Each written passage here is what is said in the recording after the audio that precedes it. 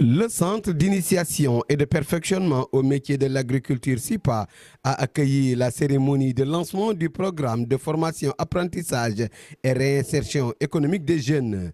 Une formation qui permettra de préparer ces jeunes impactés par l'avancée de la mer dans les domaines agricoles, avicoles et de la transformation des produits halieutiques afin de leur faciliter la réinsertion dans la vie économique. Donc c'est à la suite de la collaboration qu'on a eu à avoir avec l'ADEME qui était dans une dynamique de mettre en place le projet de relance pour accompagner effectivement les victimes de la langue de barbarie, que le SIPA a été sollicité.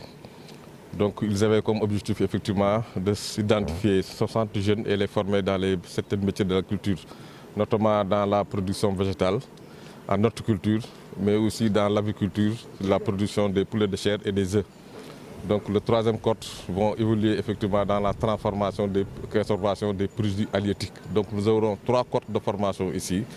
La première cohorte c'est pour l'horticulture, deuxième cohorte c'est pour l'aviculture, troisième cohorte c'est la transformation des produits halieutiques et conservation. Une formation innovante qui illustre la théorie de changement de l'État du Sénégal. Cette formation est une étape effectivement du processus de la théorie de changement que le Sénégal s'est enclenché. Et d'ailleurs le projet dans son idéologie s'inscrit dans une dynamique de changement de comportement parce que ces jeunes anciennement étaient dans la pêche qui vont maintenant s'orienter vers d'autres activités économiques, notamment dans la production agricole. Mais par conséquent, ça nécessite un processus d'accompagnement, certes avec de la rigueur, mais aussi de souplesse, parce que c'est un changement de comportement. Nous sommes conscients de cela.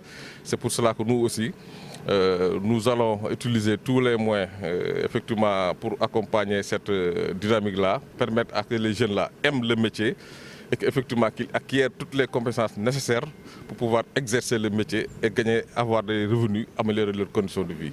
Cette stratégie de formation intervient à la suite du déplacement de 15 000 âmes vers une cité nouvelle. Il a été initié ce qu'on appelle le plan de restauration des moyens de subsistance. Nous devons déplacer une population de 15 000 âmes. Il faudra les accompagner, en fait, socialement, économiquement. C'est des jeunes qui seront formés sur les métiers agricoles. En fait, des conventions ont été signées avec 3 centres de formation, le SIPA, il y a également le CRP et le CFRP.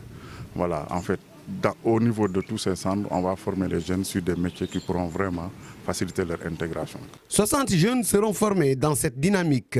Le SIPA a choisi pour conduire de manière technique et pratique ses travaux grâce à sa professionnalisation de ces types de projets. De par son expérience dans le domaine, le SIPA s'illustre aujourd'hui comme le modèle le plus indiqué pour satisfaire une telle demande dans le Nord Sénégal.